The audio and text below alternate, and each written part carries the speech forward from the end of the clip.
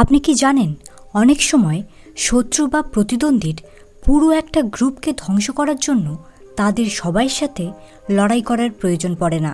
শুধু একজনকে টার্গেট করলে পুরো দলটাকে ভাঙা যায়।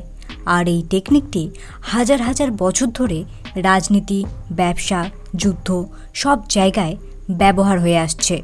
আর আজকের যে লটি আমি ডিসকাস করতে চলেছি, এই লটি ইউজ করে আপনি যে কোনো রাজনৈতিক দলের নেতাকে ক্ষমতাচ্যুত করতে পারেন, সরকার ফেলে দিতে পারেন, যে কোনো বড় বিজনেসম্যানকে রাস্তায় বসাতে পারেন। লটি এতটাই পাওয়ারফুল, এতটাই ব্রুটাল। তবে ভিডিওটি শুরু করার আগে আপনাকে বলে দিই, আপনি যদি এখনও আমার এই পাওয়ার সিরিজের আগের এপিসোডগুলি না দেখে থাকেন, তাহলে প্লিজ সেগুলি চেক আউট করুন। এই লগুলি একবার শিখে নিলে বড় বড় ম্যানিপুলেটররাও আপনাকে ম্যানিপুলেট করতে পারবে না, উল্টে আপনি তাদেরকে ম্যানিপুলেট করবেন, চেকমেট করে দেবেন। সো প্লিজ ভিডিওগুলি দেখুন, লিংক ডেসক্রিপশন বক্সে দিয়ে দেব, সাথে আপনি চাইলে প্লেলিস্ট থেকেও দেখতে পারেন। So 48 laws of power, law 42, strike the shepherd and the sheep will scatter. এই লটি বলে, যখন কোনো গ্রুপ বা দলের মধ্যে ইউনিটি দেখা যায়, সেই দলের আসল শক্তি থাকে দলের লিডারের হাতে। সেই অন্যদের এনকারেজ করে, ইন্সপিরেশন দেয়, সবাইকে এক সুতোয় বেঁধে রাখে। আর আমরা যদি সাইকোলজিক্যাল পয়েন্ট অফ ভিউ থেকে দেখার চেষ্টা করি, প্রত্যেক মানুষের মধ্যে এক ধরনের ফলোয়ার মাইন্ডসেট থাকে, যে কারণে বেশিরভাগ মানুষ নিজে থেকে কোনো সিদ্ধান্ত নেয় না, বরং লিডারকে অন্ধভাবে মেনে চলে। তাই যখন আপনি সেই লিডারকেই সরিয়ে দেন, ফলোয়ারদের মাথা গুলিয়ে যায়, তারা দিশেহারা হয়ে যায়, সাহস হারায়, তাদের মধ্যে কনফিউশন বাড়ে, একসাথে কাজ করার শক্তি তারা হারিয়ে ফেলে, সমস্ত দলটাই তখন ভেঙে পড়ে। এখন চলুন লটি ইনডেপথ এক্সপ্লেন করা যাক এবং কিভাবে হাজার হাজার বছর ধরে লটি ইউজ হয়ে আসছে সেটা দেখা যাক। সাথে আজকের দিনেও লটির তাৎপর্য এক্সপ্লেন করা যাক। হিস্টোরিক্যাল এক্সাম্পল, ভারতের স্বাধীনতা আন্দোলনের সময় ব্রিটিশরা বুঝেছিল যে গান্ধীজি ছিলেন আন্দোলনের রাখাল, তাই তাকে বারবার গ্রেপ্তার করা হতো। কারণ ব্রিটিশরা জানত, যদি গান্ধীজিকে সরানো যায়, অন্যান্যরা নেতৃত্বহীন হয়ে পড়বে। আর এটা শুধুমাত্র একটা এক্সাম্পল, আমেরিকার মাফিয়া ইতিহাসেও দেখা যায়। কোনো গ্যাংকে দুর্বল করার জন্য পুলিশ পুরো গ্যাংয়ের ছোট ছোট সদস্যদের ধরার পরিবর্তে সরাসরি গডফাদারকে গ্রেপ্তার করত, কারণ একবার লিডার ধরা পড়লে বাকিদের মধ্যেও ভীতি তৈরি হবে, দলটা ভেঙে পড়বে। আর এটা পুলিশ বাহিনী খুব ভালোভাবে জানত। রিয়েলিস্টিক এক্সাম্পল, আপনি দেখে থাকবেন, যখন কোনো অফিসের টিম ম্যানেজারকে রিমুভ করা হয়, পুরো টিম কনফিউজড হয়ে যায়।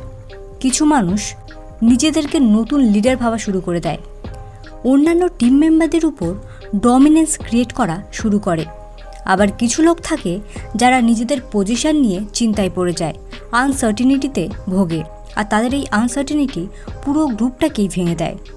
বাট প্রশ্ন হলো, লিডারকে সরাতে বা অপোজিশনকে হটাতে ফিজিক্যাল ফোর্সই ইউজ করতে লাগবে? আনসার হলো না, এটা পুরোটাই স্ট্র্যাটেজি। আর এই স্ট্র্যাটেজিগুলি ইউজ করা হয় কোনো অপোজিশন পার্টিকে ক্ষমতা থেকে সরানোর জন্য। চলুন এখন দেখা যাক স্ট্র্যাটেজিগুলি কী কী। Number 1, by spreading rumour. যখন কোনো লিডারের ব্যাপারে রিউমার স্প্রেড করা হয়, তখন মানুষের নজরে ওই লিডারের পারসেপশন বদলে যায়। রিউমার সত্যি হোক বা মিথ্যে, মানুষ যখন কোনো একটা জিনিস বারবার শুনতে থাকে, একটা পয়েন্টে এসে প্রত্যেকে সেটা বিশ্বাস করে নেয়। আর এটা একটা psychological ফিনোমেনন। Number 2, challenging the credibility. যে কোনো পলিটিক্যাল লিডারকে গদি থেকে সরানোর এটা সবথেকে পাওয়ারফুল টেকনিক। ক্রেডিবিলিটি মানে ট্রাস্ট, মানুষ ওই লিডারকে কতটা ট্রাস্ট করে। যখন ওই লিডারের স্কিল, নলেজ বা অনেস্টিকে প্রশ্ন করা হয়, তখন মানুষ চিন্তায় পড়ে যায় যে হয়তো ওই লিডার সত্যিই তাদের সঠিক দিশা দেখাচ্ছে না। যখন কোনো পলিটিক্যাল লিডারের উপর করাপশনের অভিযোগ ওঠে, তখন তার সাপোর্টাররাও তাকে দোষী ভেবে নেয় এবং দল ছাড়তে শুরু করে। যখন কোনো লিডারের ক্যারেক্টারে আঘাত করা হয়, তার ফলোয়ার্স কমতে থাকে, তার ইনফ্লুয়েন্সও কমতে থাকে। Number 3, use empathy. এমপ্যাথির মানে হলো কারোর ইমোশনস বা নিডসকে বোঝা। যদি আপনি কোনো গ্রুপের লিডারকে রিপ্লেস করতে চান, তাহলে প্রথমে ওই দলের মানুষজনদের ইমোশনসকে বুঝুন, তাদের নিডসকে বুঝুন। দেখুন তারা কোন কোন ব্যাপারে নিজের লিডারের প্রতি অসন্তুষ্ট, লিডারের কোন কোন জিনিস তারা অপছন্দ করে। এরপর এই ইনফরমেশনগুলি আপনি নিজের অ্যাডভান্টেজে ইউজ করতে পারেন। টিম মেম্বারদেরকে তাদের লিডারের এগেনস্টে ম্যানিপুলেটও করতে পারেন, ক্যাওস সৃষ্টি করতে পারেন, লিডারের প্রতি হেট জাগাতে পারেন এবং সহজেই লিডারকে রিপ্লেস করার প্রপোজাল রাখতে পারেন। স্টিভ জবসকে তার নিজের কোম্পানি অ্যাপেল থেকে এই টেকনিকটি ইউজ করেই বের করে দেওয়া হয়েছিল। স্টিভ জবস পারফেকশন চাইতেন। তিনি টিম মেম্বারদের উপর কাজের প্রেশার চাপাতেন। তার রাগী স্বভাব, সব কিছু নিজের মতো চালানোর ইচ্ছা ম্যানেজমেন্টকে বিরক্ত করে তুলেছিল। সবাই তার লিডারশিপ নিয়ে অসন্তুষ্ট হয়ে যায়। এরপর কি হয়, জন স্কালি টিম মেম্বারদের প্রতি এমপ্যাথি দেখায় এবং জবসের এগেনস্টে বোর্ড অব ম্যানেজমেন্টকে ম্যানিপুলেট করে। বোর্ড স্কালির পক্ষে চলে আসে আর সিদ্ধান্ত নেয় জবস আর ম্যাসিন্তোসে টিম লিডার থাকবে না। আর আপনি জানলে অবাক হবেন, জন স্কালিকে স্টিভ জবসই একদিন তার কোম্পানিতে এনেছিলেন অ্যাজ আ সিইও।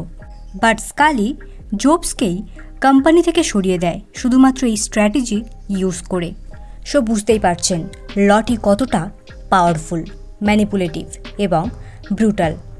আশা রাখবো আপনি এই লটির কোনো রকম মিসইউজ করবেন না। বাট প্রশ্ন হলো, আপনার লাইফে কি এমন কোনো এক্সপিরিয়েন্স হয়েছে যেখানে একজনকে সরালে পুরো সমস্যা মিটে গেছে? যদি এমন কোনো এক্সপিরিয়েন্স আপনার থাকে, কমেন্টে অবশ্যই শেয়ার করবেন এবং এই পাওয়ার সিরিজের নেক্সট লগুলি জানতে অবশ্যই চ্যানেলটি সাবস্ক্রাইব করে নেবেন।